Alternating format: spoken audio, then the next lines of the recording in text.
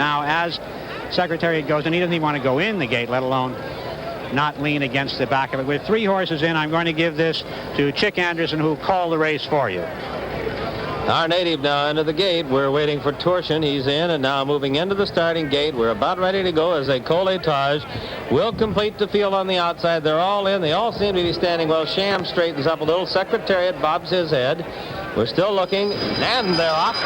Oh, the early lead. That's Deadly Dream on the outside, a Compilation. Then it's also Durkin on the outside.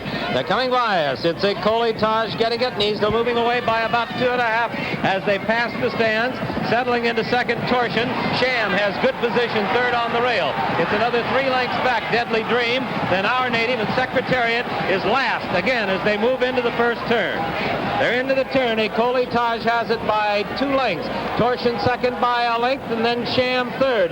Sham under an easy hold right now. But here comes Secretariat. He's moving fast, and he's going to the outside. He's going for the lead, and it's right now he's looking for it. Ronnie Turcotte sends him alongside a Compilation. Here we have it. A Compilation is the leader, but Secretariat is right alongside. Then still further back, that is Sham now going to the outside in third. We're moving down the backstretch. Secretariat holding it by a length and a half. Here comes Sham second on the outside now. Now it's Secretariat the leader by a length and a half with Sham moving into second. And it looks like a Compilation has had it, dropping back in third. Coming on in fourth is our native, and he's pretty close. Durkin fifth, and a trailer way back is Deadly Dream. They're on the turn. Here's the race, folks. Secretariat trying to hold it, and Sham is driving to get him. These two are beginning to open a few lengths as our native settles into third, and he has about 3 lengths on the Compilation. Head of the stretch, Secretariat 2.5. Sham under a strong left-handed whip, and he's making the run now, but it's still Secretariat holding on. Secretariat by 2 lengths. Sham driving second. There's a strong left-handed whip again by Pinkai. He goes to it time and time again, but Ronnie Turcotte has his whip put away, and Secretariat has him put away. He's beginning to draw away. It is Secretariat. He's coming to the wire. He wins it by 2.5, almost 3. Sham an easy second. Our native third. A Compilation fourth. Deadly Dream fifth. And Durkin is sixth. And it was a powerhouse race again by the big, strong Secretariat. The speed duel when Elocutionist, Kojak, Bold Forbes, and Honest Pleasure all could go out for that lead. Honest Pleasure the last one in, and they're at the post. And they're standing good. It looks like Eddie Blind has them set, and they're off. A Bold Forbes goes for the lead in the center of the racetrack, and it's Kojak down on the inside. He's going to show that speed today. Honest Pleasure third on the outside. Elocutionist is now fourth. Light Soap drops into fifth to play the red. Here they come. Bold Forbes and Honest Pleasure. What we expected as they go into the first turn. Bold Forbes has the rail and the lead by a head. Honest Pleasure is up alongside, and he's challenging the lead early today. Bold Forbes a little bit wide as they went into that turn. Tucked in closely is Kojak, who is now third. Then there's a gap of 5 lengths back in Elocutionist. Play the red. Light Soap's the final horse. They're going to the backstretch now, and Bold Forbes establishes the lead by a length and a half. Then it's Honest Pleasure, second by 1. Kojak hanging right in there third, is just a length back of Honest Pleasure. Then it's a gap of 5 lengths on back to play the red and Elocutionist. And Light Soap, who is now driving, is being ridden by Sandy Hawley to make up that ground. They're going for the turn, and it's still Bold Forbes. He's got it a length and a half. Honest Pleasure is second by 2. Kojak still's got third. Play the Red's coming on now. Here's Play the Red going through along the rail. Elocutionist and Light Soap, and they're all going to punch. This may be a horse race from here on in. Still Bold Forbes, however. He's got it by a length and a half. Honest Pleasure is second by 1. Kojak third ahead. Play the Red fourth ahead. Elocutionist fifth on the outside, and Light Soap is the trailer. They're at the head of the stretch. Still Bold Forbes, and they've got to get him. Bold Forbes is leading it by a length and a half. Play the Red gets through along the inside. Honest Pleasure has dropped back to third, and it looks like he won't get there today. As Play the Red has got him on the outside. Here's Elocutionist. I believe he's going to win it. Elocutionist on the outside comes on and puts the head in front. It's Bold Forbes holding on, but Elocutionist has it as they come for the wire. Elocutionist driving out to the lead, moves out 2.5. Then Play the Red is second a half length. Bold Forbes in third. At the finish, Elocutionist, a surprising 3.5 length winner. Play the Red is second. Bold Forbes third. Further back, Kojak, then Honest Pleasure, and finally Light Soap. Eighth meeting, Pimlico, May 20th, 1978. The Preakness Stakes, 1 mile and 3/16. Affirmed favored. Believe it, moving between horses, Track Reward. Four of them right there as they come past the stands for the first time. It's affirmed on the outside, Track Reward along the rail. They match stride. Indigo Star on the outside, Believe It, along the rail. 2 lengths back in fourth place. Then it's Noontime Spender. Elidar and Daxess trail. They swing around the clubhouse turn. Track Reward along the rail with a slight lead. Affirmed on the outside. They match strides as they go to the backstretch. Down along the inside, Believe It racing third, 2 lengths back. Then it's Noontime Spender. On the outside, Indigo Star. Then it's Alidar and Daxess. They straighten away down the backstretch. Affirmed is taken charge by 3/4 of a length. Along the inside, Track Reward. Believe It coming on third on the outside. Noontime Spender racing fourth. Up on the outside, Alidar making a move as they approach the half-mile pole. Along the inside, it's Indigo Star and Daxess trails. They race on to the half-mile pole. It's Affirmed showing the way. On the outside, Noontime Spender.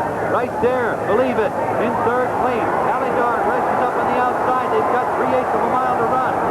And it's Affirmed holding the lead by a length. Noontime Spender's right there along the rail. Believe It coming on. Alidar charging up on the outside, making his rush.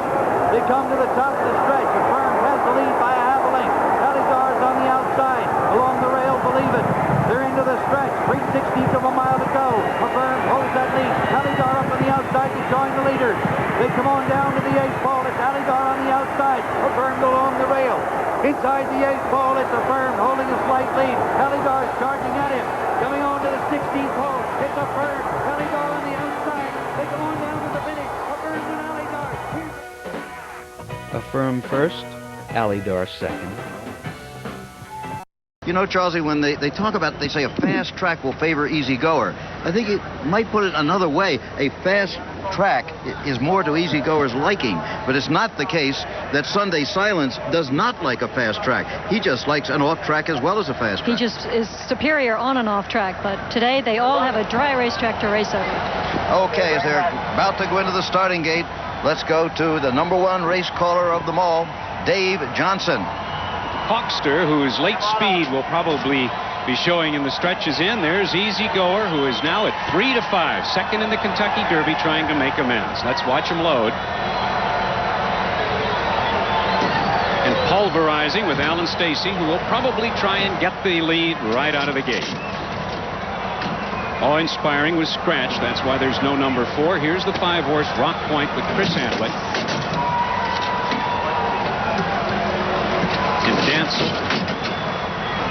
Houston, son of Seattle Slew, who won this race in '77. The Derby winner is next.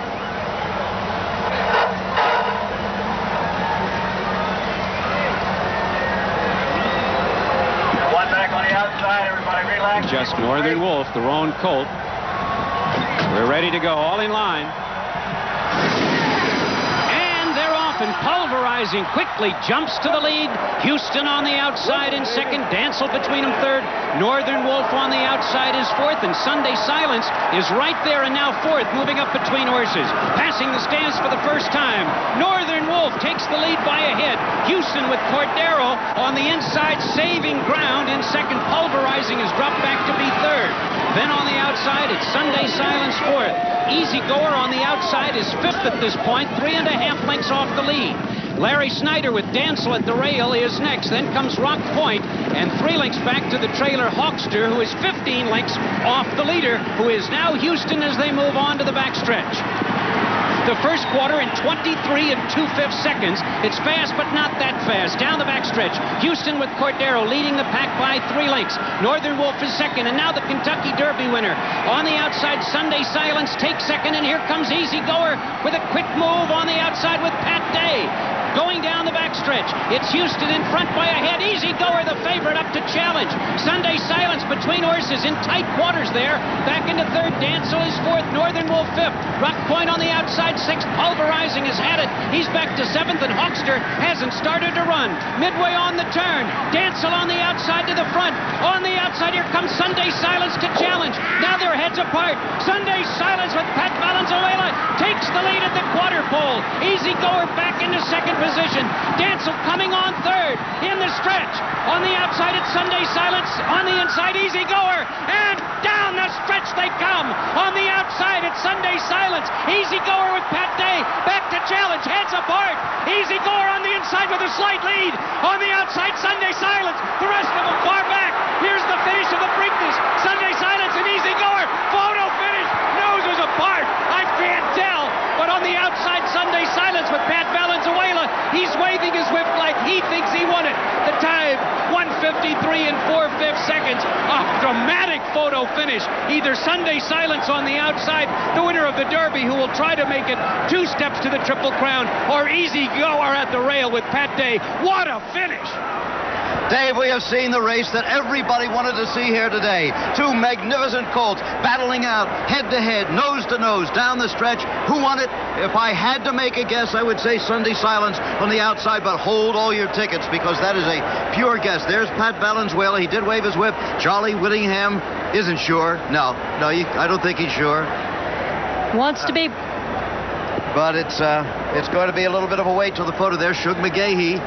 They're both going to go down towards the winner circle, just in case. 1:53 and 4. We did not get the track record or stakes record that we thought might be achieved here this afternoon. It wasn't for lack of running, Jim. 3/4 and 1:09 and 2, and these 2 colts hooked up and ding-dong through the stretch. I believe Sunday Silence probably got the nod. A really game performance. I mean, this was a stretch finish written in Hollywood. Pat, can you hear me? This is Jim McKay. Yeah, I can, Jim. You think you've got it? I think so. What does it look like? As I said, on a guess, I said I thought you had it. But I'll tell you, it's a whisker one way or the other. Do you feel sure you have it or not? I'm almost positive. Pat tried to screw me the whole way around and he couldn't do it. Okay. What we got? Still a photo. No unofficial result as yet. Let's take a look at that stretch run, Charlesy. This is one to remember. All right, Houston was there's Easy Goer right now. Easy Goer again. Okay. Down on the inside, he was game fighting back. There you see as they turn for home. They'd taken the lead away from Houston, and Sunday Silence made a big move on Easy Goer, who had made a big move going into the turn. And as they turned for home, I mean, you can't call the finish here. These 2 colts are head and head, tooth and tooth. Unofficially, it is Sunday Silence. Go ahead, Charlie. Here they come with just a very game battle between the 2. Both riders going. Pat Valenzuela going for a right-handed stick. He's in close. Easy Goer's along the rail. They're just eyeball to eyeball, these 2. And Easy Goer, down along the rail there. Maybe that's not the best spot, but both riders riding hell-bent. And here they come. 2 of them together. It's a bob of the head all the way to the wire. Sunday Silence. What a game colt. They're both game. I mean, this is a storybook finish. This is the one we waited for. This is horse racing, and it could, in fact, be Alidar and Affirmed all over again, going in all 3 of the Triple Crown races. With the result the same. With the result the same. That's what I mean. One more. It's unofficial, remember, but it sure does look like he had it there. Pat, unofficially, you're the winner. Can you hear me, Pat? Yeah, I can. You got it. All right. One more to go. Charlie Whittingham, he promised us a Triple Crown winner, and he's 2/3 there. Well, as we said, some people just don't want to believe the horse. Wait a minute. There is either an inquiry or an objection. Have to be a steward's inquiry. No, it's an objection, Charlesy.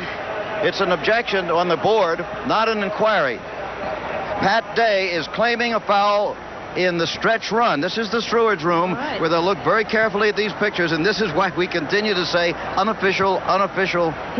He was close down on the rail. I don't know how much brushing there was when we see the head on, but Valenzuela had him right close against the fence. That's probably the problem there. Okay, I don't think I have to ask you to stay with us, you watching at home. Well, the horses have landed, but the result is very much in doubt. The only horse wearing mudcocks is that horse, Agincourt. Art Madrid Jr. picked up the mount just a few days ago. And the last horse to win from the #1 post was back in 1960. It was Ballier.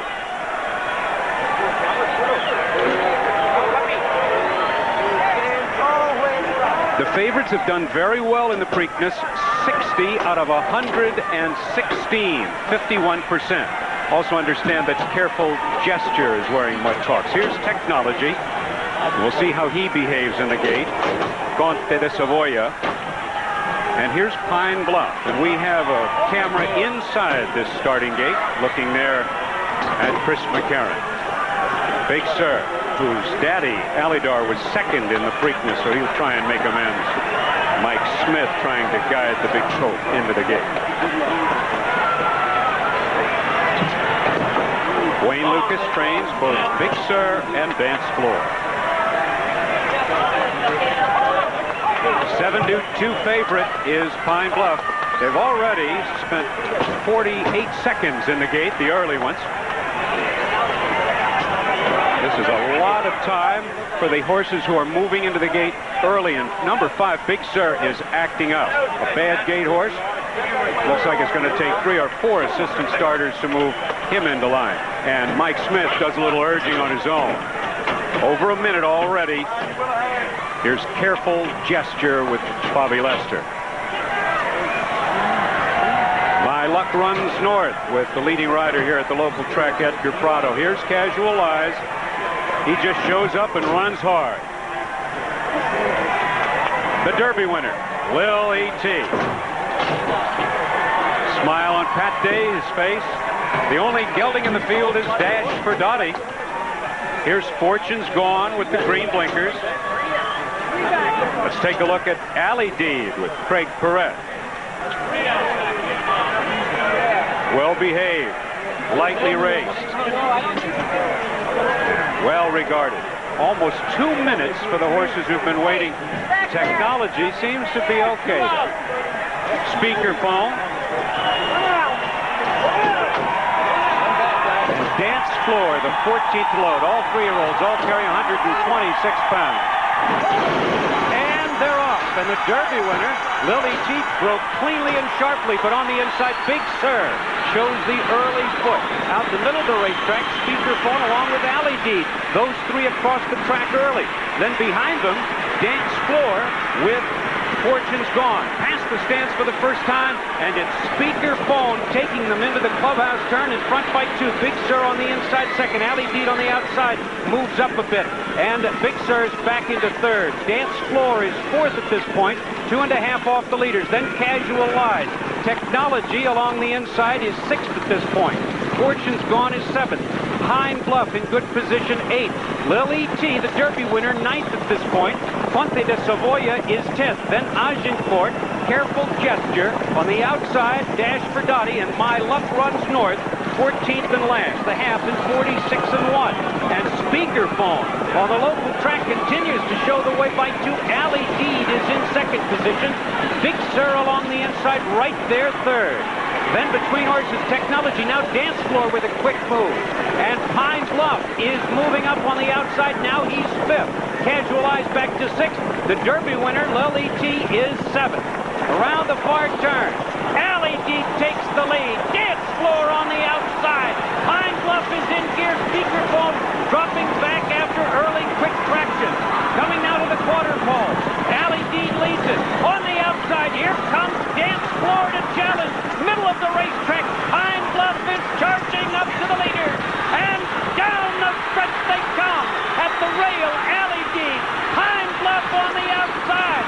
Dance Floor next. Middle of the track, Lily T is closing. Casual Eyes at the rail. 70 yards to go. Pine Bluff on the outside. Up to win it by 3 parts of a length. Alley Deed second. Casual Eyes third. Dance Floor fourth. Will not have a Triple Crown winner this year, but Pine Bluff redeems himself. And Chris McCarron, who won the Preakness with Ali Sheba, gets home today in 1:55.3, a slow Preakness. John Ed Anthony, congratulations. You've won the Preakness. Thank you, Jim. Good race.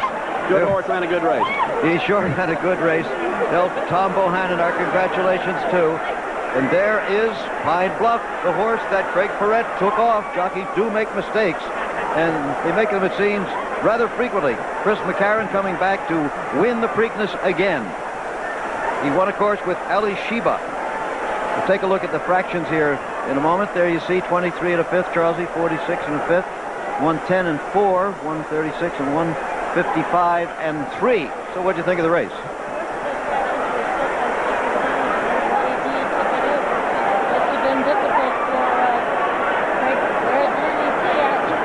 I wonder about the home court advantage. There's Lily T. Couldn't make it this time. There will be no Triple Crown winner this year. Well, the bettors were the people who were smart today. They made Pine Bluff the favorite. And there is Cal Partine. 2 weeks ago, we saw him in tears of disbelief that his horse had won the Derby. Now it's just disappointment, as he has said himself and said on our show earlier today. He's been in a lot of races, and he's lost a lot more than he has won. That's the case with everybody. Another look now. And here is Shelley Riley. Casual Eyes. Disappointed again, eh? Yes, I am. What'd you think of the race? Well, I had really a lot of trouble seeing it, so I don't really know what happened, but he was really coming on there at the end, so I think a mile and a half really ought to set us up pretty good. We still have a shot for that Triple Crown bonus of $1 million. That wouldn't be bad to take back to Pleasanton. No, I think that might cheer me up a lot. Okay. All right, now we're going to have another look at the finish of the race as we see Pine Bluff there. Unofficially, Ali Deed second and Casual Eyes third. He's really consistent. Basically what it boiled down to, it was the proven consistency that wore down the potential brilliance in the stretch. Ali Deed from that outside post really showed that he was worth all that advanced publicity. This is a horse that is really serious quality. He gave it his all. It was his first time really to have an effective race around 2 turns where he really got something out of it, and he's just getting a little bit late here. And Pine Bluff just has his head down and keeps running his race right here and is able to get to Ali Deed in the final strides. And look at look at Craig Perrette look over and see Chris McCarron go by on his horse. That's got to be tough too. Oh boy. Okay, Pine Bluff the unofficial winner. However, they have what they call the quick official here. In other words, any objection would be made to the outrider, and there's no sign of a steward's inquiry, so we would expect it to be official, but it is not official yet. Hold all tickets. We'll be right back. So the horses approaching the starting gate now for the running of the Preakness. We talked to Bill Young just before the Kentucky Derby, and it was a stroke of luck for him. He sent 2 horses to the post, and what a fortnight it has been for Bill Young. Bill, you watched your horse Grindstone win the Derby, but then retire. And now Editor's Note is your horse in this race. Editor's Note seems to tease a lot of people. He has a lot of talent. Is today going to be the day for this horse? Well, either today, I hope, or 3 weeks from today. But he's got the law of averages going for him. He's lost 8 straight, but everyone likes him.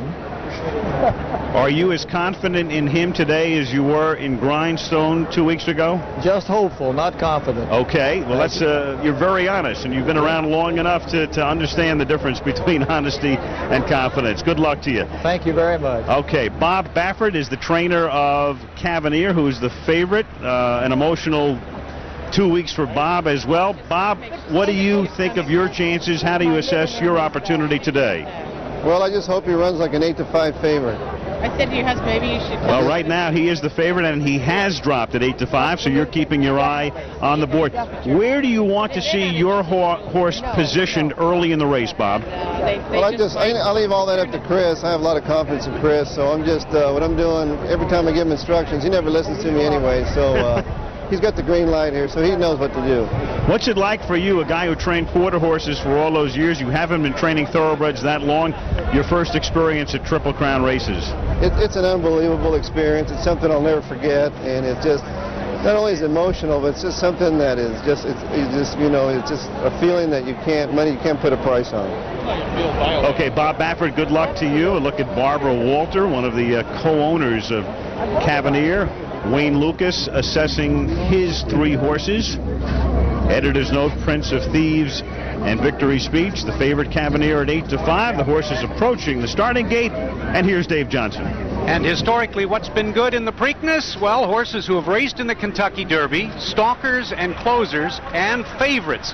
52% favorites, way above average. Let's watch them load into the gate for the 121st running of the Preakness Stakes. This is at 1 3/16. That's a 1/16 of a mile shorter than the Kentucky Derby. All 3-year-olds all carry 126 pounds. Good, how's everything? McCarran.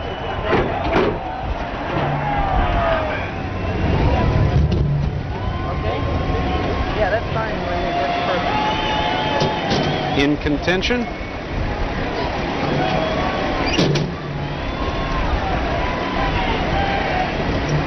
Pat Day. Featherbox.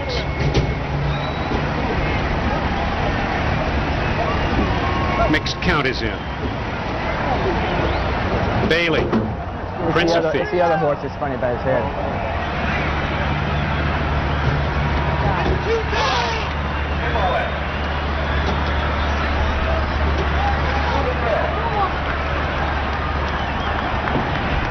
All in line. And they're off in the Preakness. Louis Quatorze from between horses going for the lead. And Secreto de Estado stumbled at the start. Passing us for the first time.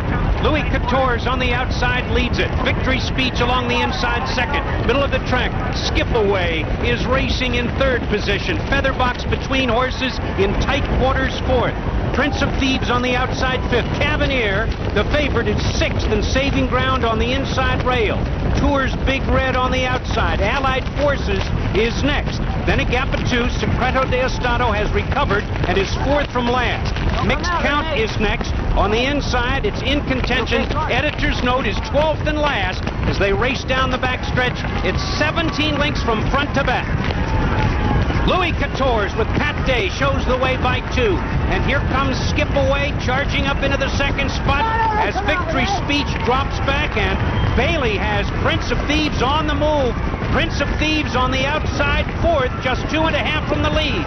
Cavanier is backed up into fifth. Allied Forces from between horses gains in sixth. Featherbox is seventh. Then on the outside, Tours Big Red. Editor's Note is third last. In contention is next. Midway on the turn, it's still Louis Quatorze in front 3/4 of a length. And here comes Skip Away on the outside to challenge with a 1/4 mile to the finish line. Louis Quatorze and Pat Day on the inside. Shane Sellers pulls alongside with Skip Away, and down the stretch they come. Louis Quatorze has a little bit more left. Skip Away on the outside is second. Middle of the racetrack, Victory Speech at the rail. Here comes Editor's Note in deep, deep stretch. Louis Quatorze, and Pat Day wins it again by 3. Skip Away second. Editor's Note third. What a Preakness.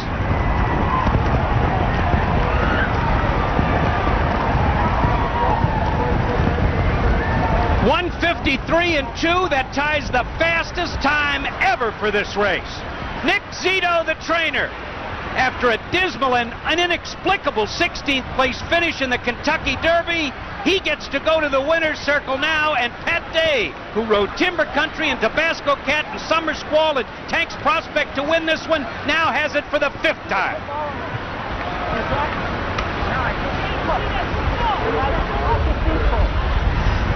Nick Zito, as a bullion as anybody in racing, he has won 2 Kentucky Derbies, and I'll tell you something, Pat Day has won a lot of races in his career. This is as sweet as they come. He is not one to hold a grudge, but Pat Day was taken off Prince of Thieves. He didn't like it. He says it's part of the game. Well, it's part of the game, but you can hold it in your gut, and he did. We were talking to him in the jockey's room earlier today. Yeah. This is a very sweet win. So Louis Quatorze picks up the mount with Pat Day. Nick Zito deciding that once Pat became available, because Lucas had made his switch, as Bill Young looks on, his Editor's Note finished third. Pat Day has now won the Preakness 5 times and 3 years in a row. And he's won the last 2 for Lucas, but now Wayne replaces him with Jerry Bailey. Because of the injury to Grindstone, Bailey goes to Prince of Thieves, and Day winds up with the winner. As they move into line, there's Wild Tempest, whose daddy won the Preakness. That was Summer Squall.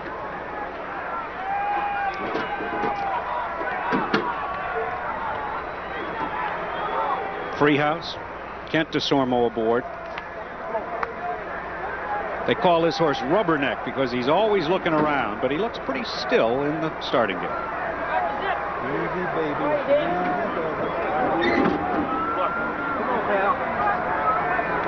Mike Smith won this race on Prairie Bayou. He's on Concerto. The Derby winner, Silver Charm. Captain Baja, the favorite. All right, he's coming in with that blindfold. And they're going to blindfold, as you heard, Crip 2.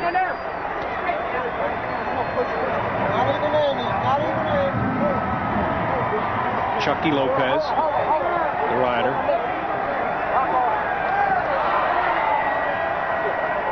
Chucky's daddy, Carlos Lopez Sr., a terrific gate rider, meaning that they get right out, get to the lead, even from the far outside. Expect to see that pink blur early on. Hey, Gary! Stick him on, Steve. Stick him on. Get it off here. Let's go. No. Jerry Bailey, what's going on out there in terms of a jockey? Taking him in circles before they try and put him in. The whole idea of the blindfold is to disorient him, and when you circle him several times, he forgets which way he's going. He doesn't know if he's going in, out, sideways, or what have you. Maybe he's a little smarter than everybody gives him credit for. Serious, buddy. There you go. Only 6 starts for Crip 2. And his sire, Crypto Clearance, was 3rd in the Preakness in '89.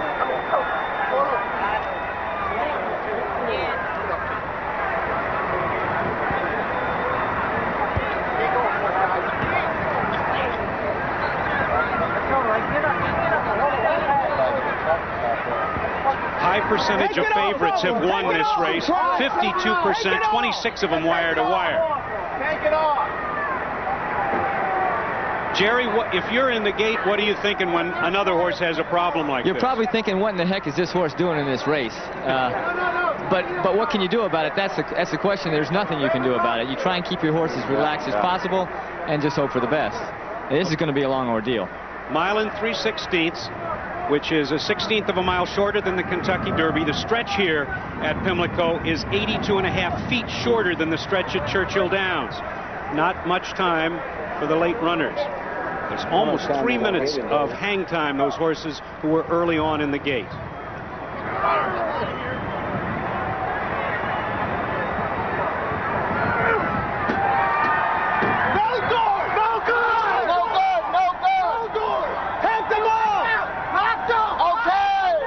Locked up. On his feet. Hold up. All right, straighten him up. And they're off. And Touch Gold stumbled at the start. Loses about 4 lengths. From the far outside as expected. Crip 2 takes the early lead. Freehouse, the gray, into second position quickly. Along the inside, Wild Tempest is 3rd. Then Silver Charm on the outside is 4th. And Concerto Between Horses 5th. Frisk Me Now is 6th in the white cap. 2.5 back to Hoxie, who's racing 7th. Jack at the Bank at the Rail is 8th. Captain Bodgett in the red cap Between Horses 9th. And Touch Gold, who stumbled, was last out of the gate and is last, but starting a run from far back. The first quarter in 22 and 4. We're on board as they race down the backstretch. On the front end, it's Crip 2 in front by ahead. Freehouse on the outside 2nd, the Kentucky Derby winner. Silver Charm with Gary Stevens right there 3rd, just 1 off the leaders. Wild Tempest on the inside with Bravo is 4th by ahead, and Concerto gains ground in 5th. Touch Gold is 6th on the inside Between Horses and looking for some racing room. Then on the outside, Frisk Me Now. Captain Bodgett is 3rd last, and the entry last and 2nd last. Around the turn. Now Freehouse has the lead by a neck, and on the outside, Silver Charmer 2nd, Concerto 3 wide in 3rd. On the inside, Touch Gold is 4th. Captain Bodgett, threading his way Between Horses, is now in 5th position. On the outside, Frisk Me Now is 6th. A tight pack as they straighten away in the lane in the Preakness. Freehouse in front. Silver Charm on the outside, coming on to challenge. Touch Gold at the rail, and down the stretch they come in the Preakness. On the inside, Freehouse. On the outside, Silver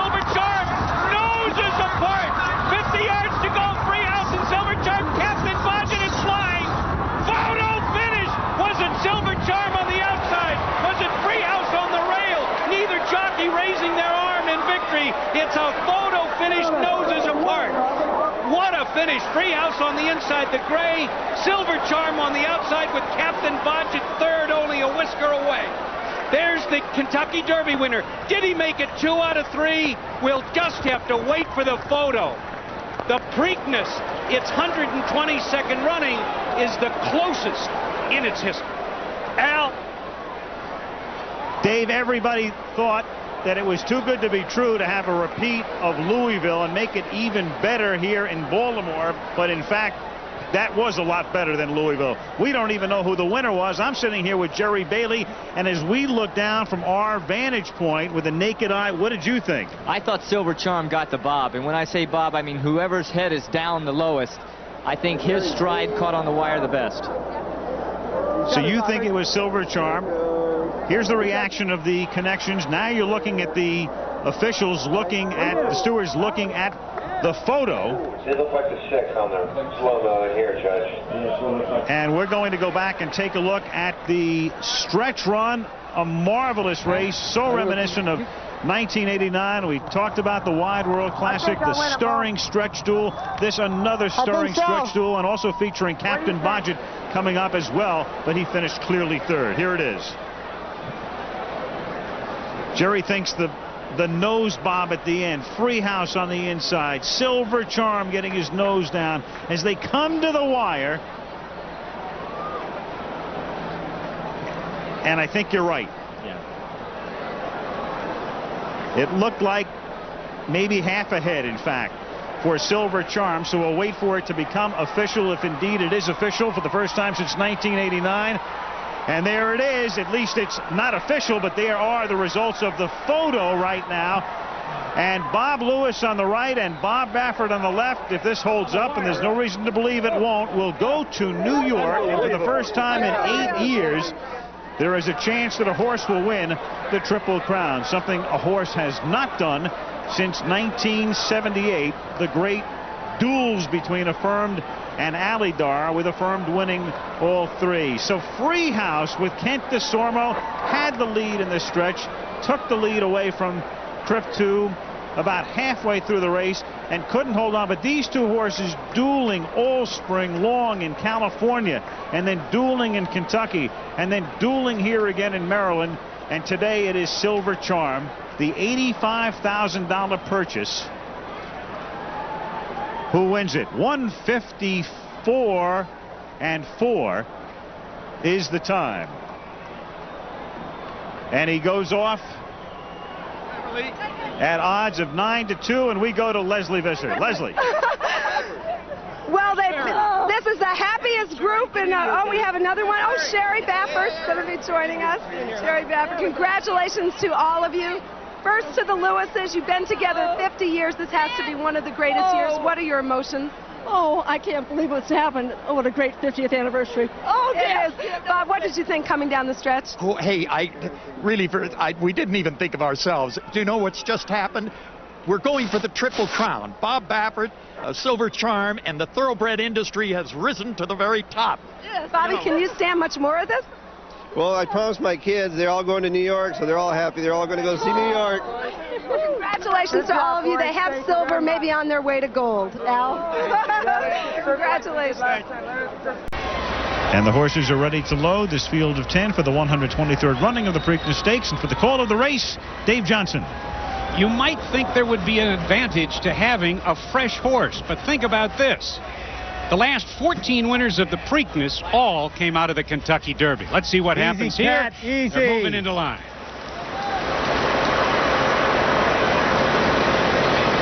Cape Town is in. Jerry Bailey looking for his 5th winner of the afternoon. Dave, this is one of those times where everything has to be in sync. There are 4 individuals that need to be together. The jock, the horse, the assistant starter, and the starter. They all have to be in sync in order for that horse to get away properly.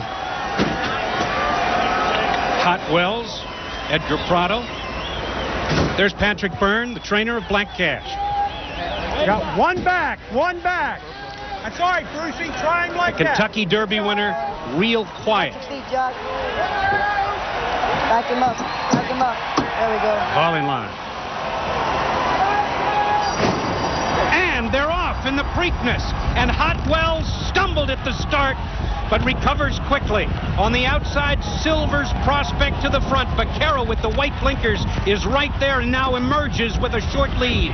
Basic Trainee is next at the rail. It's Black Cash, and now Black Cash engages Vaquero, but Vaquero on the outside with a short lead at the first turn.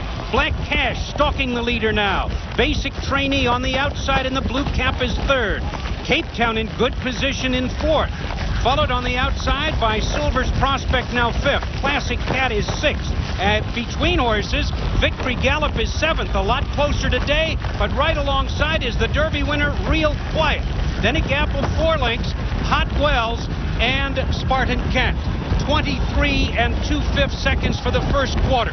Down the backstretch, it's Vaquero leading the pack by 3 parts of a length. He reached the half in 46 1. Pat Day has him on the front end by 1. Basic Trainee on the outside is second. Middle of the racetrack, there goes Victory Gallop with the green cap, and there goes Cape Town. Now 4 of them battle up front. Around the far turn, Vaquero still has the lead. Cape Town between horses. Along the inside, the long shot Basic Trainee, and on the outside, there goes Real Quiet. Real Quiet boldly moving up 4 wide. Victory Gallop from between horses. Vaquero at the rail is still there as they turn for home in the Preakness. Real Quiet on the outside to the front. Victory Gallop on the inside to Sormo and Stevens. Down the stretch they come. On the outside, it's Real Quiet taking command and drawing clear, with Victory Gallop second and a late charge from Classic Cat.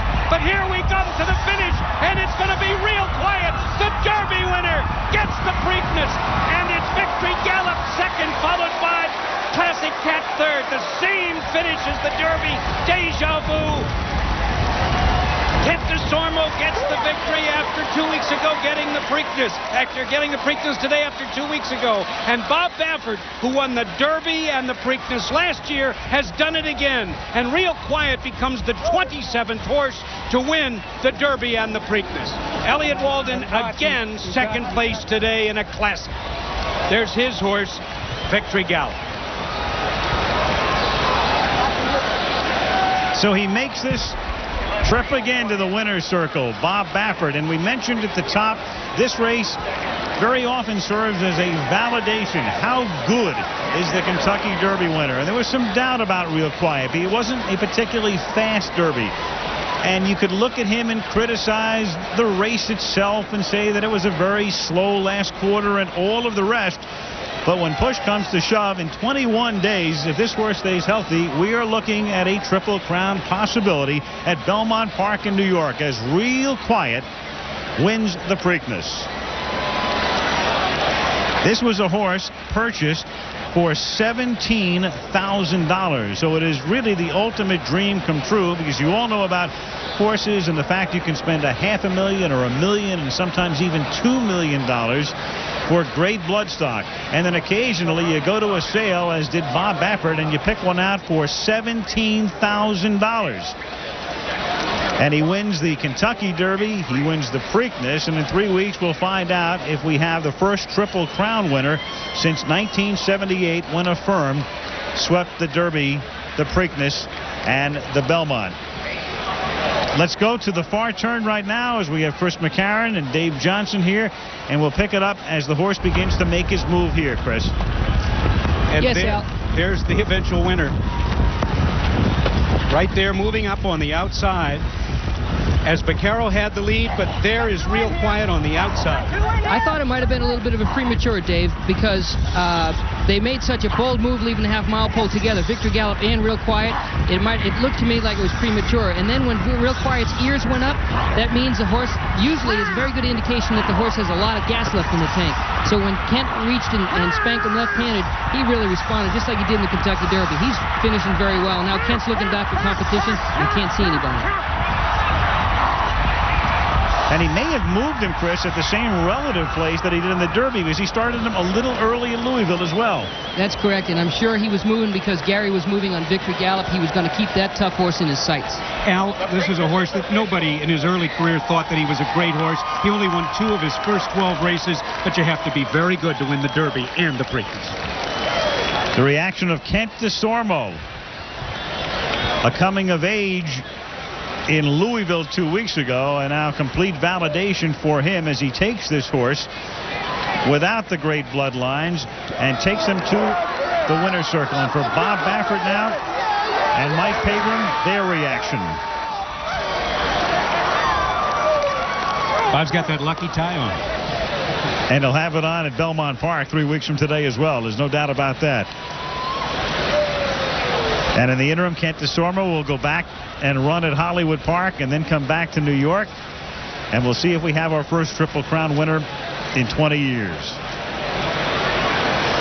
So real quiet. A lot of bettors thought he would be compromised by that outside post, the tighter turns, the shorter run to the first turn here at Pimlico, but it didn't matter. And they're off. And a clean break. And on the inside, as expected, Like now shoots to the front. He's going to take him as far as he can. And Garrett Gomez has the one horse. Like now in command. And Kent DeSormo says, I'm going to go for the early action too. Sweet Northern Saint on the outside into second position. And Barbaro has pulled up. Barbaro's out of it. Barbaro, there's trouble. And he has... it's his right hind leg that he is favoring, and Barbaro is out of it. Tragedy on the first turn.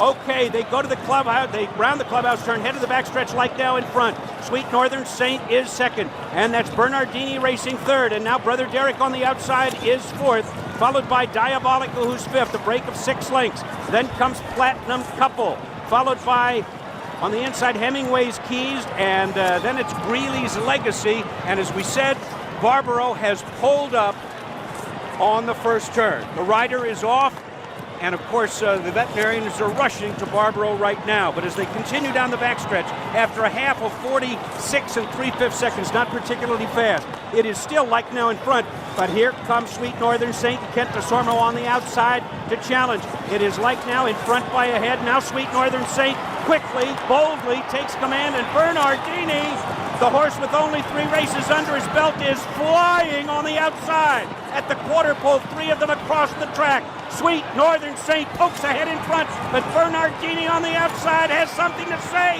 and Bernardini takes command, and down the stretch they come in the Preakness, and Bernardini is drawing clear. He's in front by 4, by 5. Sweet Northern Saint is second.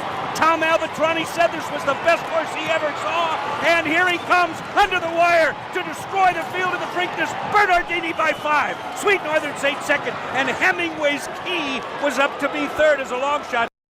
They're loading in the gate, a mile and 3/16, $1 million, the Preakness Stakes, and Tom Durkin has the call. There's the Derby winner taking his spot in post position number 8. And on the outside, CP West with Edgar Prado, who was aboard Barbaro a year ago today. They're in the gate for the Preakness, and they are off. Exchanger gets off to a good start, so too King of the Roxy is there. Hard spun and flying first class, and CP West is with the Vanguard. Under the line for the first time, and it is flying first class. Exchanger's there to his inside. Hard spun going to be caught 3 wide going into that clubhouse turn. He's trying to tuck in behind there, and yes, he's got a good spot. Hard spun runs in third. King of the Roxy is fourth. CP West is fifth on the outside. Curlin is sixth, followed by Street Sense on the outside. Minslow up toward the rail. Street Sense forced to take to the outside there. And the last of them all is Circular Key. So they make that way into the backstretch run now. And it is Exchanger who leads the Preakness field. Flying first class there on the outside. And it's 5 lengths back to Hard Spun third. The quarter at 22 4. Here's the half.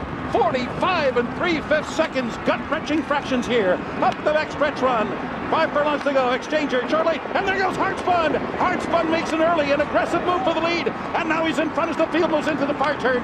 CP West runs in fourth. King of the Roxy is now fifth. And then it's 3 lengths back. Curlin is running in sixth. Minslow up 7 toward the inside. Street Sense is eighth, and he's still 12 lengths from the lead. Circular Key trails the field. Around the far turn, 3 quarters in 1:09 4. Hard Spun leads the pack, leads it by a length. CP West is pressing, and there goes Curlin with a bull run on the outside, and Calvin Farrell threading his way through on the rail with Street Sense. They are now fourth. Another big move on the turn for the Derby winner, and the field turns for home. Hard spun, trying to get it out. And here comes Street and Sense now into the breach and on through to the lead. And Curlin's to his outside.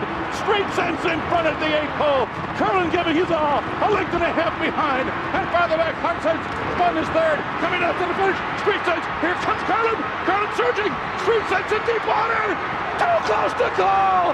Too close to call!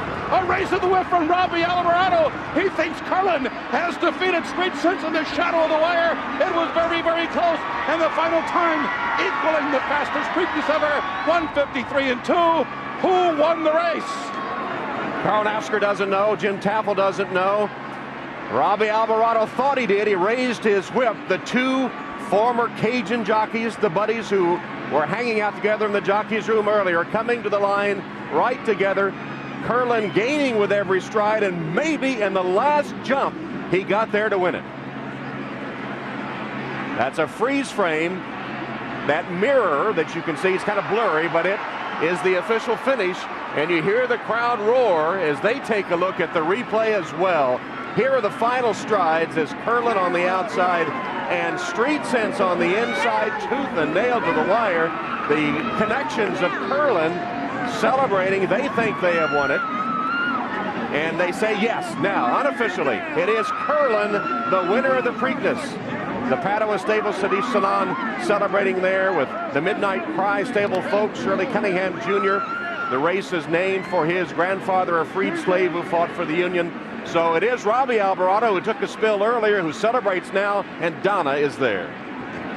Well, Tom, once again, I'm having a tough time getting to my jock because Robbie Alvarado was getting congratulations from Mark Guidry. Robbie, you were the first guy to congratulate Calvin Burrell after he won the Kentucky Derby. How's it feel to get your first Triple Crown win? I just want to congratulate me just now also, so this feels awesome. Unbelievable. When did you realize you were going to run Street Sense down?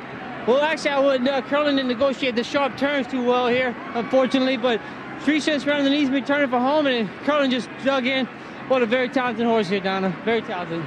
Robbie, it looked like it was just sort of just head and head right through the stretch at the wire. Did you realize you got up for the win? Yes, I realized I got up, and I think Calvin knew it also. I was close, but this guy was coming, man. Another 16 of them out, you never know. Could have been winning by 2 or 3, maybe.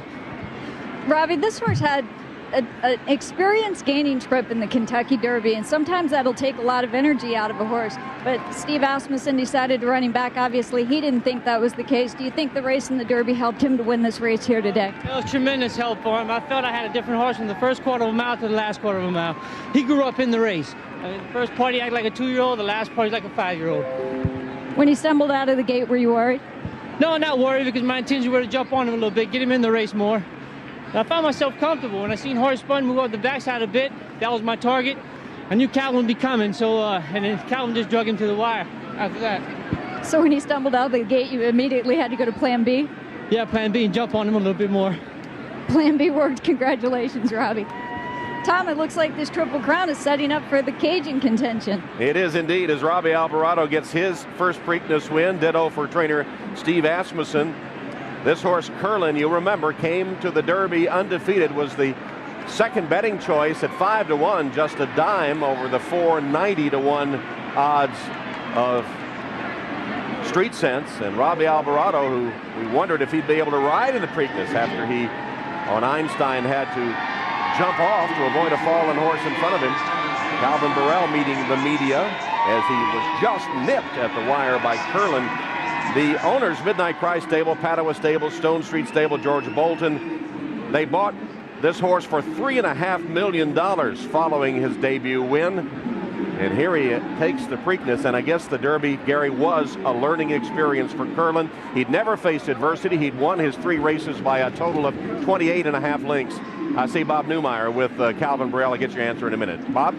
All right, Tom, thank you. Calvin, Calvin is going to embrace Carl Nafsker. Why not, after the terrific run?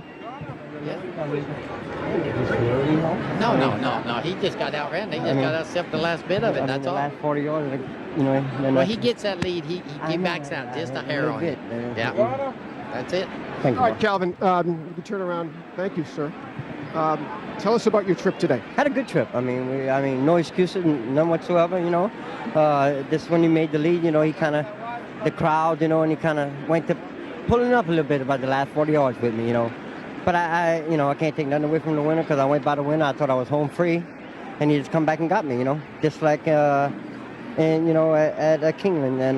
And nothing. I mean, I can't take nothing away from him. My coach run a good race. People said that you moved too soon in this race. Do you think that's a fair criticism? The opportunity come and I took it, you know. And I know what the horse, he's supposed to have a quarter of a mile run, and you know, Carl's satisfied, so I'm satisfied. So I still think he's the best horse, you know. It's one of them things, you know. I think he went to hanging about the last 40 yards, you know, in the crowd and stuff. It's kind of close to the racetrack, you know, and everything, but no excuse. You looked over and saw Curlin coming. Did you still think you had the race won? No, I thought he was going to get to me then, you know, when I seen him coming, creeping up back to me because my coach went to, he wasn't really stopping, but he was kind of misjumping because of the crowd, you know. He kind of hangs around, you know, and I didn't want to drop over to the fence because I thought the fence was a little bit dead, you know, once I got in front of the other horse. So, I mean, no excuse. Got out run. No excuse, says Calvin Burrell on runner-up Street Sense here in the Preakness. Tom? And you got a chance to listen to Calvin talking to the trainer, Carl Nafsker. Very gracious as always. Said he just got beat, and he did get beat just in the last stride of the race by Curlin and Robbie Alvarado, who again overcame some adversity as he had at Churchill Downs. Absolutely, and here was right here. Number 4, Curlin, coming out of the starting gate. He stumbles when they actually open up the starting gate, straight onto his head. Robbie Alvarado knows what he's got. This horse went into the Kentucky Derby as a little boy, came out of it as a man. Not many horses can stumble like that and overcome it. You heard Robbie Alvarado say that he had to step on him a little harder. Whenever you've got to use your horse early on in a race like this, it's going to take some petrol out of that horse for the finish. He wasn't worried about it. We're going to see it again right now as he comes out of the starting gate. And Robbie, remember, took a spill earlier, so he had to have his heart in his throat as the horse stumbled coming out of the gate, but he didn't panic, did he? He didn't panic, and it happened so quickly. Gets his back on his feet right now, and Robbie, I mean, he's asking this horse to really get up in there and secure a position, and it's a lot more than you would normally want to use early on in a race going a mile and 3/16. He's got him exactly where he wants him to be now, just behind the pace setters there. Got him about 6 lengths off of the lead.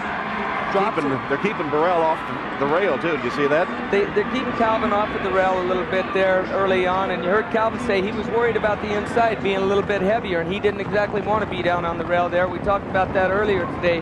At Robbie Alvarado, he secures his position out off of the rail. Probably is deeper in there, but he's got his hands down low on this horse's neck. He's just kind of moving in rhythm with him a little bit, and still, I mean, right here, if observing-wise, this horse doesn't look like a horse that's going to go on and win the Preakness right now. Robbie's starting to peck at him pretty early on right now. They've still got a half a mile to run. You see Robbie reach up and pull one of those sets of goggles down right there like we were talking about earlier. He's just going to swing this horse now. He's making up some good ground. Best part of the racetrack to be here at Pimlico is about 4 lengths out off of the rail. Robbie actually is passing these horses very, very easily by now. King of the Roxy and Flying First Class, and then puts away Exchanger. And now hard spun after some of the fastest fractions in Preakness history. He's out in front, takes the clear lead here. And with Street Sense and Curlin closing on him. Calvin Burrell coming through on the inside. And with I think that Curlin was actually pulling up when he made the lead. Once he saw his competitor, Street Sense, make the lead, he dug back in. He wasn't worried about the crowd. He wasn't worried about the noise. You see him pinning his ears and just come back like a locomotive and nail Street Sense right on the money. Just in the last stride, and Robbie Alvarado knows it. The Cajun jockeys run 1-2. Here it is, right to the finish. Watch this last stride just get him in front to win over the Derby champion Street Sense. The official photo shows you that it is a short head victory for Curlin over Street Sense. And the ground level, you see Calvin Burrell sneaking a peek at Curlin. He knows Curlin is coming. You heard him tell Bob that. Left-hand whip. Curlin driving. Robbie Alvarado hoping that the finish line is going to be just far enough away he can get there. Calvin Burrell is out of goggles right there, and I'm telling you what, he's squinting a little bit right there. There's a lot of debris that's coming back on this racetrack, and it's sticking to him. He's out of goggles, and that's not a fun thing to happen when that sand's coming back. I don't know when he ran out of his last pair of goggles, but guarantee you his eyes are going to be feeling it tomorrow. And for the call of the 133rd Preakness Stakes, let's go to Tom Durkin. And there he is, the story. Big Brown, 1-5 as he takes his position in starting gate number 7. And on the outside, it's Hayburn, ready for the start of the 133rd Preakness Stakes. And they're off. And Big Brown got off to a good start. So did Macho again down toward the inside. Big Brown forwardly placed.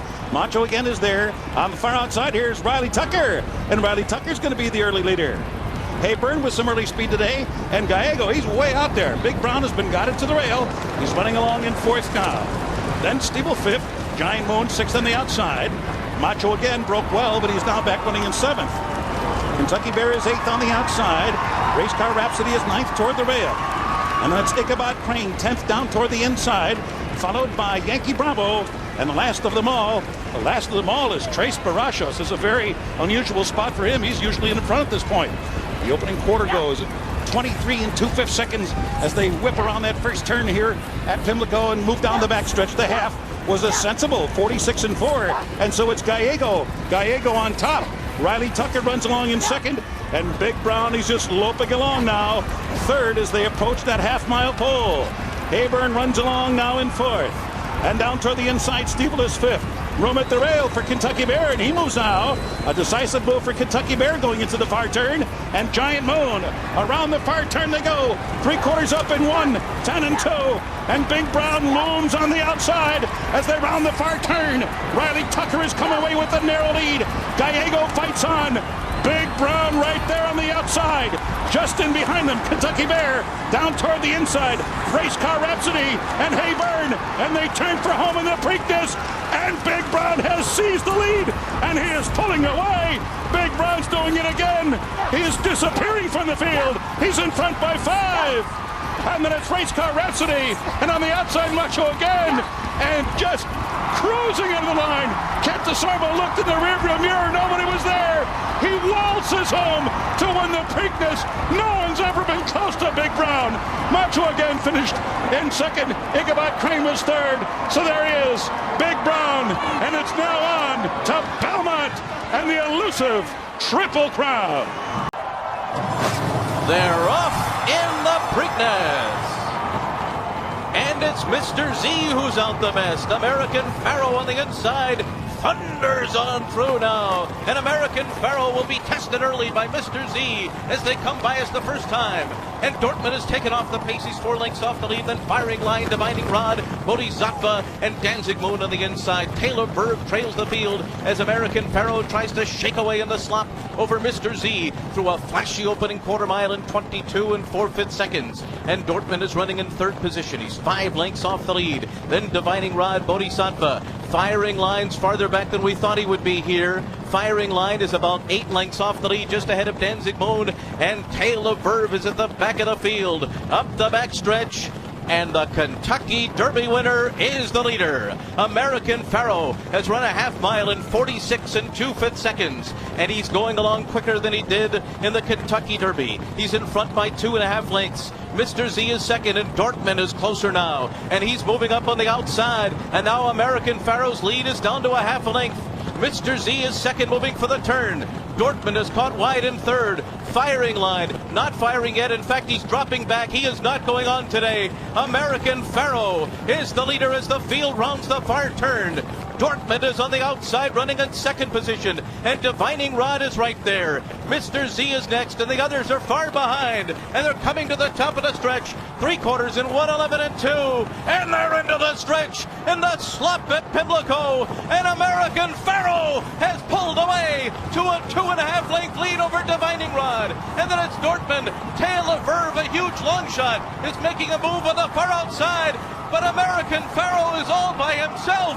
He is 5 lengths in front as they come to the wire. And American Pharoah and Victor Espinoza have won the Preakness over Tale of Verve. And then it was Divining Rod. Dortmund ended up 3rd. Victor Espinoza and Bob Baffert get yet another chance at a Triple Crown in 3 weeks at Belmont Park. They're off in the Preakness. Lonnie was away slowly again. Nyquist had a good beginning, and Uncolino goes with him, and so does Awesome Speed. So they surround Nyquist early on. Collected is going up and is close up to the pace. Running in fourth early on. Then Lauban, followed by Abiding Star, who's sitting behind the front runners today.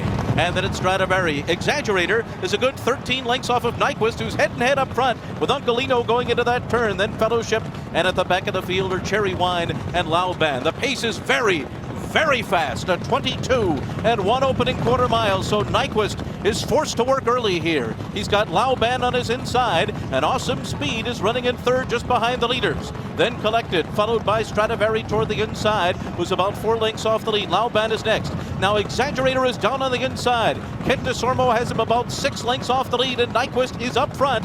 His nemesis is 5 lengths ahead of him as Exaggerator makes steady progress on the rail.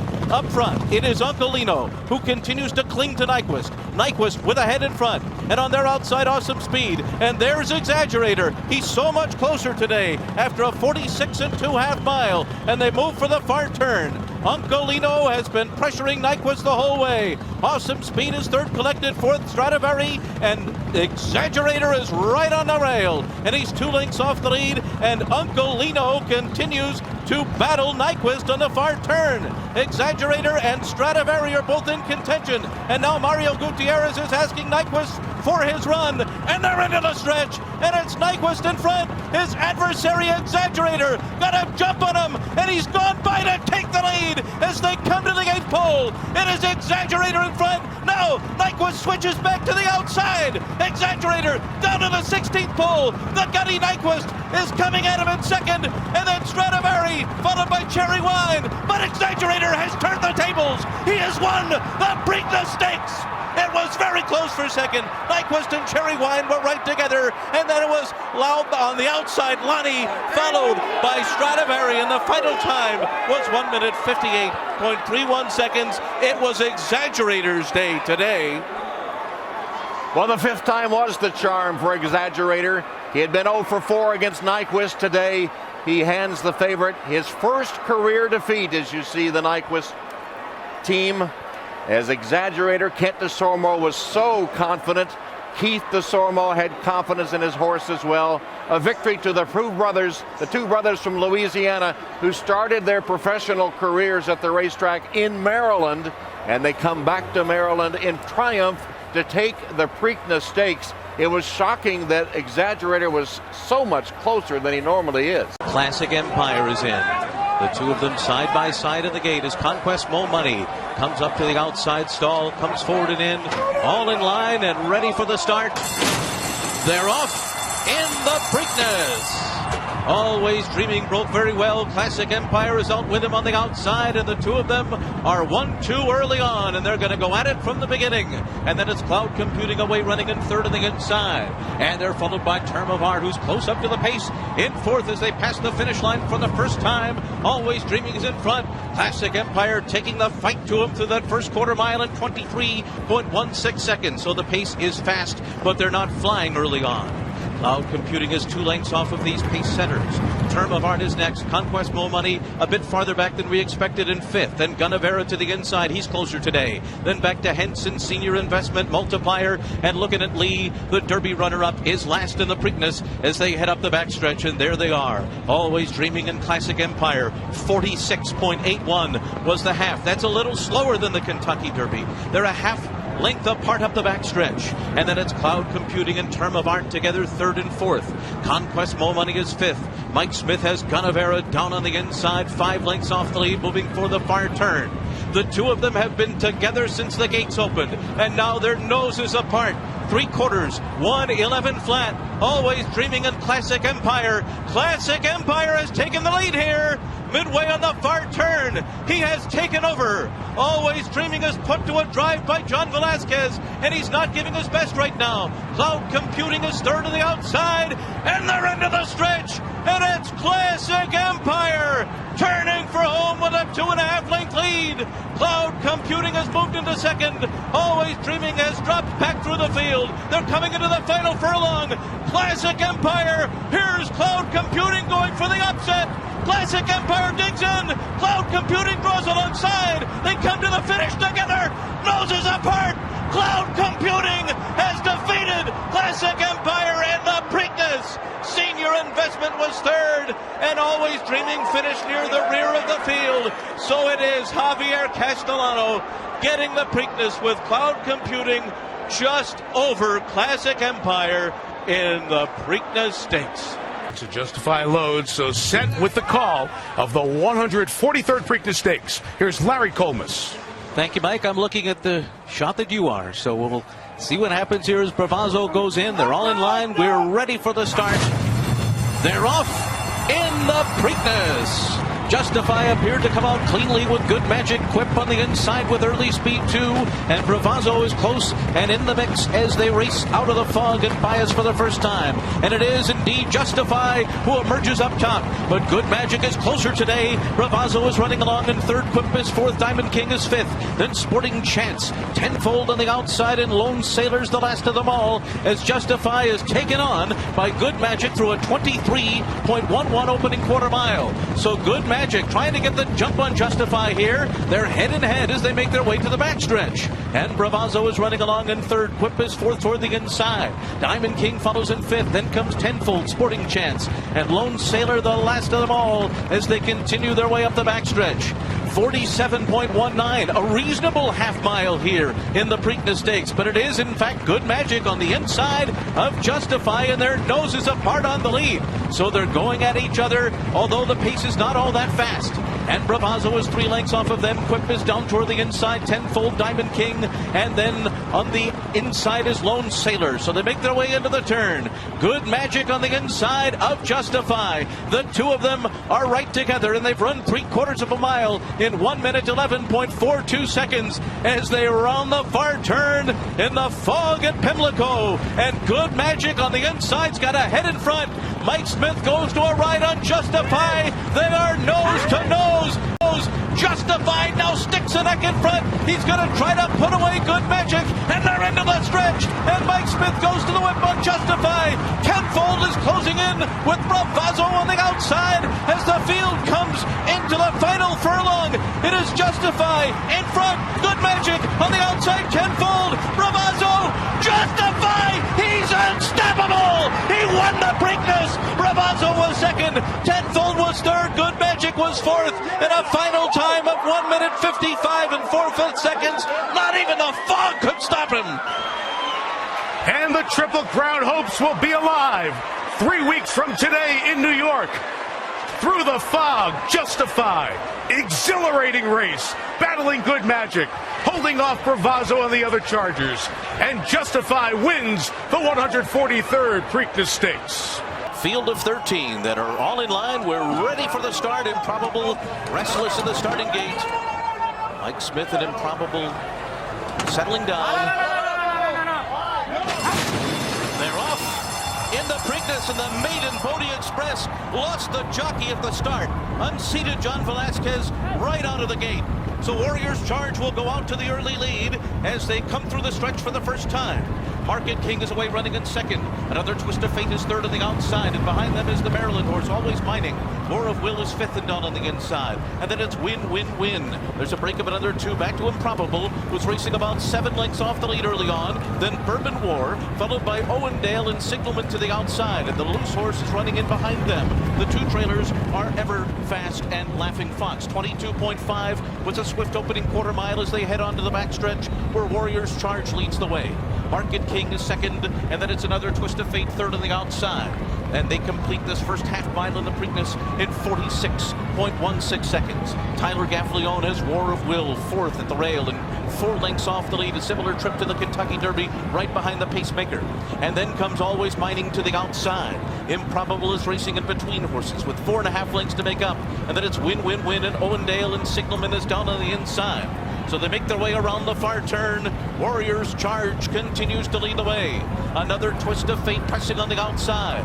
Always Mining is getting going right behind the leaders, and now moving 3 wide on the far outside. Improbable is in gear as well, and then it's War of Will on the inside, who's now being ridden to keep up. Win is going very wide. Owendale too, and they're into the stretch, and it's Warriors Charge off the turn in front. Another twist of fate. Here is War of Will, and he got through an opening on the inside at the gate pole. Owendale is storming down the center of the track, but it's War of Will coming down to the 16th pole in front by 2 lengths late. A late charge from Longshot Everfast on the inside too, but nothing stood in his way. War of Will won the Preakness.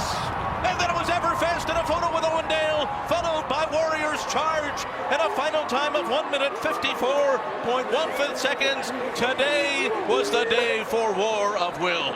Right in the middle of all of it at the Kentucky Derby.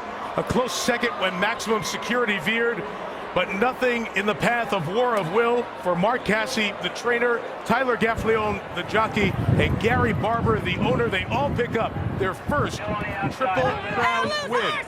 And a very bizarre scene as we watch Bodie Express run the entire race. And because Bodie Express was in the middle of the other 12 horses, the Outriders, who were trying to get in position, couldn't get there to try to get the horse without a jockey. Even made an attempt at the top of the stretch, but couldn't. Now they effort to do that as we go back to the win for War of Will. Watch Bodie Express first at the start. He will rear badly in the starting gate as soon as they open the gates. Right there. And it's almost like a bucking bronc at that part. And at that point, and John Velasquez, there was no way that he could possibly hang on with the start like that. So now Bodie Express is running loose off to the far left. Fortunately, he didn't interfere greatly with some of the other horses in the race. We have seen that happen many times, and he's still running loose out there as the Outriders try to apprehend it. And you have to hold all tickets here, because I don't know if Bodie Express got a fair start here, Randy, because the starter in the gate still had a hold of Bodie Express when the gate opened. And let's go back to the aerial look at the start. Bodie Express is the 9. And there you see how they came out. The other horses clearly coming out as Bodie Express was bucking. The question is, does he have a hold of him there? Meanwhile, what a fortuitous trip for Tyler Gaffalione and War of Will. I mean, look at him right now in 5th on the inside. One more look at Bodie Express. Yeah, well, watch the starter on the right part of the starting gate of the 9. See his hands still there? The gate had already opened, and you saw his reaction. So I've seen this kind of play out in some situations where the 9 might be considered a non-starter. Yeah, so maybe there's a scenario in which they would refund the tickets on Bodie Express, but Bodie Express was a 20-to-1 shot. Meanwhile, War of Will had a beautiful trip with Tyler Gaffalione. Outrun to the early lead. Instead of flipping to the outside, he sat on the rail, which was wide open the entire trip. It's as if the other riders haven't been watching the races. They wanted to stay off the rail, and Gaffalione had a dream run all the way up the inside to win. Well, what were we talking about prior to the run of the Preakness? This is exactly the way you wanted the race to unfold for him. The inquiry that was up briefly is down. As you mentioned, Edzo, any questions there? The stewards did not continue to look any deeper. The Outrider has finally gotten to Bodie Express, who had done another complete lap here, and there was so much traffic and a lot going on around here because you have all the folks who are nearby, and the Outrider doing an incredible job of getting the horse, and fortunately the horse seems to be okay. Back to the start with Bodie Express, as we saw what happened there. And John Velasquez, the Hall of Fame jockey, thrown off the horse. Let's check on his health. John is standing by with Kenny Rice.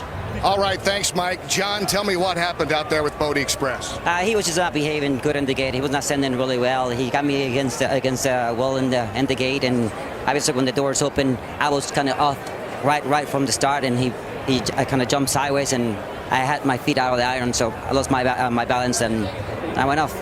How about yourself? How are you right now? I'm good. To tell you the truth, it's just disappointed. You know, when you come in here into a big race like this, and then things happens like this with the horses, so it's disappointed. Do you feel like you're okay? Do you need to go see a doctor? No, absolutely not. I'm good. Thank you. All right, thank you. An outrider's job is basically like being a police officer. We are in control of the people on the racetrack to make sure that everybody follows rules, and we are in control of safety. So if a rider is in trouble, we go out and help them, assist them in any way, as either stopping them or helping them with a horse they cannot steer. And if we have a loose horse, we are first on scene and we react and catch the loose horse if possible. Saturday, when the field broke, the 9 horse come lunging out of the gate. They're off in the Preakness, and the maiden Bodie Express lost the jockey at the start. Unseated John Velasquez right out of the gate. Unfortunately, it happens. It happens off and on in different races all over the racetrack. Unfortunately, it happened to be in the Preakness, and the jock was thrown up out of the saddle too far to maintain control. Right there. And it's almost like a bucking bronc at that point. And John Velasquez, there was no way that he could possibly hang on. So the horse ended up running loose, and since it was right with the pack of horses, none of us make an attempt to interfere with the race. And they're into the stretch, and it's Warrior's Charge off the turn in front.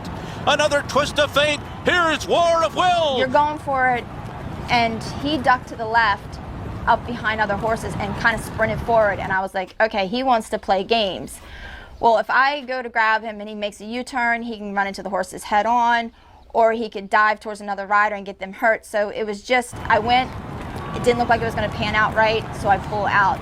It's just like an instinct. You realize that if you're going for it, it's not going to work. You're better off to just back off. It's a circle racetrack. They're going to come back around. And a very bizarre scene as we watch Bodie Express run the entire race. And because Bodie Express was in the middle of the other 12 horses, the outriders who were trying to get in position couldn't get there to try to get the horse without a jockey. Then when it got to the backside, the horse turned around and came back towards the front side. It's instinct. Horses are herd animals. The field started pulling up to turn around, so he pulled up and turned around with them. So now he's heading back towards the crowd and all the people. I was yelling to everybody, heads up, clear the track, loose horse. But so many people were so focused on wanting to get pictures or wanting to go up and pet the winner of the race that they weren't listening, they weren't paying attention. Plus, a lot of them don't have that much horse experience and don't realize how dangerous a horse is coming. A slower horse runs 30 miles an hour. A faster horse can run up to 45 miles an hour. So you got to think, this is a Preakness horse. So he's probably running closer to 40 to 45 miles an hour when he's running at a herd of people. You can't move fast enough to get away from him. If you're in the way, he will run you over. Horses don't want to run people over, but at the same time, if you're in the way, they can't avoid you. So that's why I was doing a lot of yelling to try to get people out of the way. Security was trying to get people out of the way, but there was more people than there was me and security. I made one bid going the wrong way, and it stopped and spun around and took off again. And when I made the next bid, that's when I was able to maintain control, grab the horse, and stop it. It's just another day for me. I don't notice the crowds. I don't notice the other horses. I mean, I know they're there, so I avoid everybody, but my main job is to get that horse, stop it before somebody else gets hurt or another loose horse happens. It's definitely not a job that everybody can do, and yes, it is a high-risk job because things could happen. We could end up coming off, we could end up getting hurt, we could end up crashing into things. The horse could turn around at the last second and knock us off. So many things could happen, but I was a jockey for 16 years, and you get excited before you get in the gate, but once you break out, your focus is on winning the race. And yeah, I get excited when the lights come on and I know I've got a loose horse to catch, but once I get focused on that horse, it's all business, and my job is to catch the horse. But I will say this, I couldn't be as good of an outrider if I didn't have the horses to do it. I trust my horses 120%. I can drop their heads, they will be wherever I need them. When I catch the horse, they know it, they pull up. Everything I do, I give to my horses 100% credit, because without them, I would never be able to do anything that I do. And here comes Live Your Beast Life up to the outside stall, and they're all in line, ready for the start. They're off in the Preakness. New York traffic feared out at the break, and the Philly Swiss Skydiver came out strongly. 1,000 Words and Stablemade Authentic are right behind, and Art Collector is fourth early on. Then Pneumatic on the outside. Live Your Beast Life outside of Jesus' team. New York traffic is next. Mr. Big News is racing 9 lengths from the front, then Max Blair on the inside and Accession.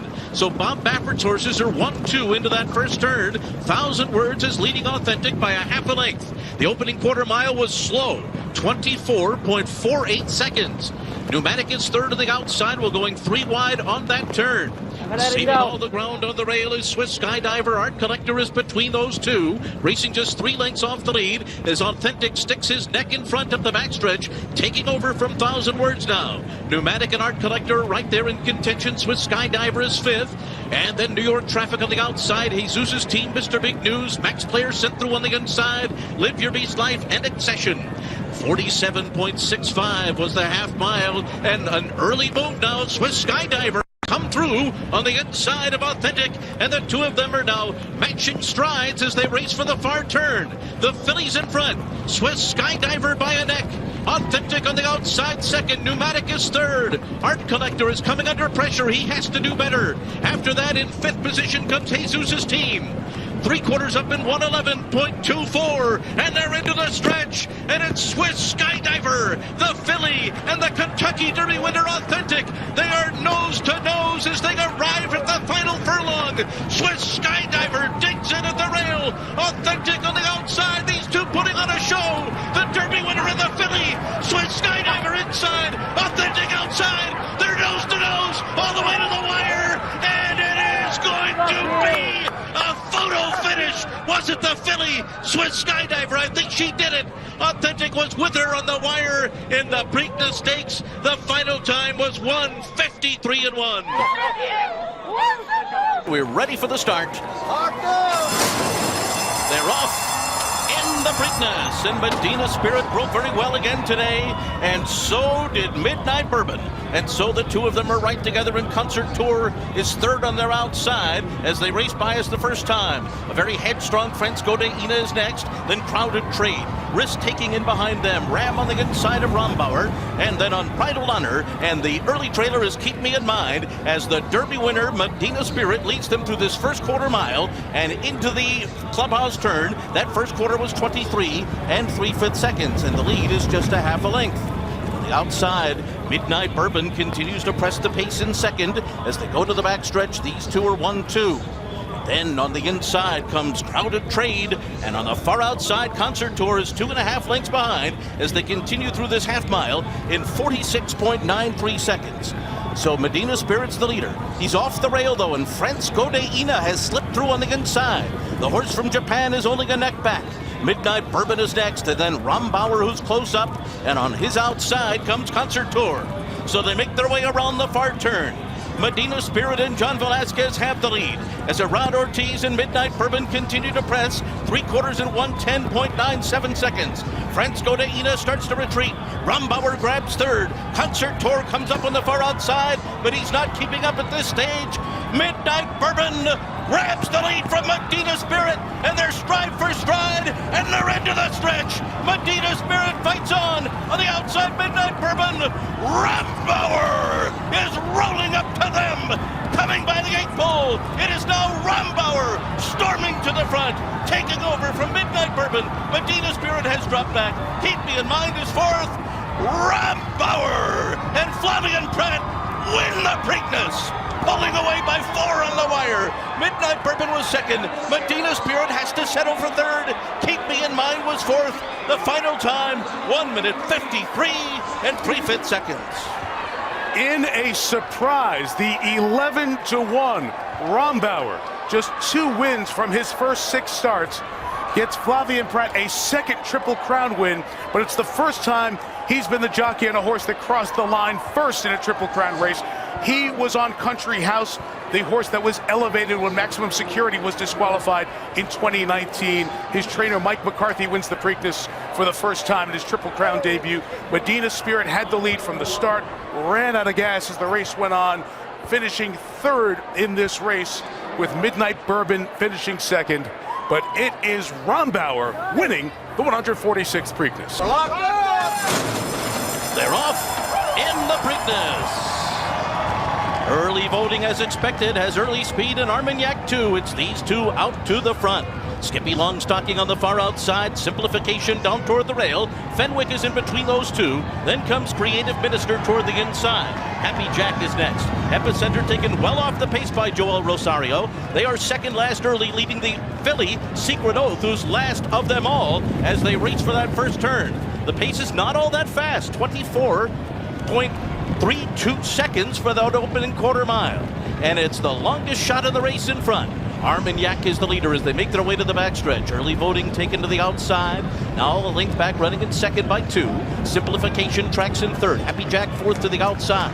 Creative Minister is fifth. Epicenter sitting right behind him. 6 lengths behind, right alongside of Skippy Longstocking and Fenwick. Secret Oath is last of them all here. 47 and 2/5 seconds for this half mile as they continue up the backstretch with Armagnac in front, moving for the far turn. Early voting on the outside is second. Armagnac in early voting will take them into the turn 1-2, and Creative Minister is right behind them. Then Simplification. Meanwhile, Epicenter is on the rail, in behind a wall of horses. He's 5 lengths off the lead as they round the far turn. Early voting comes up to the neck of Armagnac and pokes ahead in front.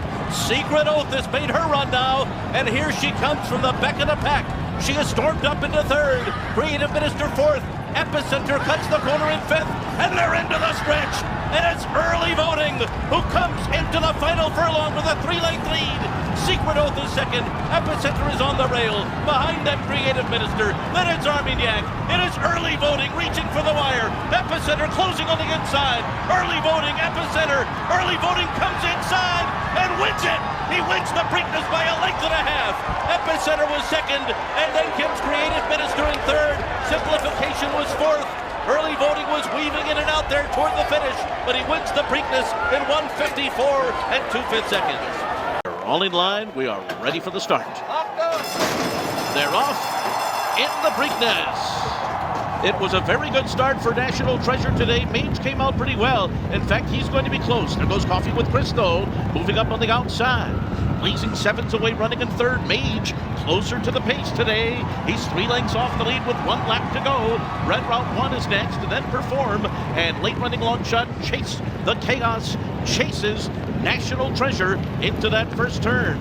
He's on top by 2 lengths. Goes by that opening quarter mile in 23.95 seconds. Pace is a moderate one. Coffee with Chris, the Maryland runner, is second.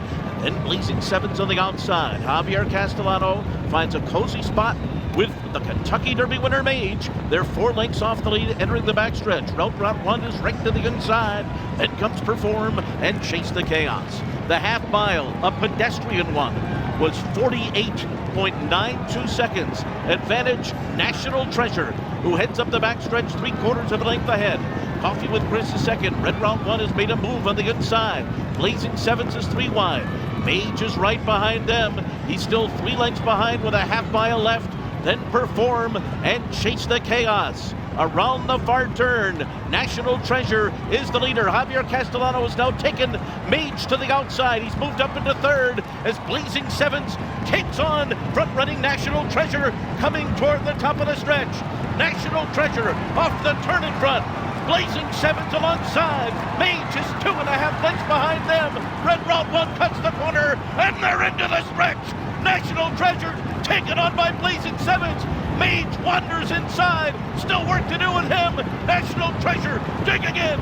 Blazing Sevens. Mage is third. It's National Treasure. It's Blazing Sevens putting on a show in the Preakness. Who's it gonna be? It's gonna be National Treasure. John Velasquez gets his Preakness, and Bob Baffert has won his 8th one. Blazing Sevens was second best. Mage ends up third, and a great stretch run in the Preakness Stakes. What a duel down the stretch, and National Treasure ahead in front, and Bob Baffert back in the Triple Crown spotlight, gets his record 8th Preakness and extends his record 17 Triple Crown wins as a trainer, more than anyone else, as Mage, the Derby winner, didn't have enough for that stretch run and finishes third. Mike, we talked about this all day long about pace. National Treasure got out there and got a very comfortable place. Pedestrian, as Larry Collmus put it, it was very slow and very easy, which allowed him to have enough energy to kick clear coming for home. The half mile, Mike, 48.92 seconds. That's claiming race time. If National Treasure can get away with a pace like that, it's no wonder that he had so much lift to repel Blazing Sevens the last part of the race. And Mike Smith and Bodie Meister are in front by a length. Creative Cause is second. I'll have another. Well within striking range. Now Mario Gutierrez asked him to go, and he's 3 wide, and they're into the stretch. And it's Bodie Meister coming to the 8th pole. I'll have another. Makes his move on the outside with 1 furlong to run. Bodie Meister's in front. I'll have another. Is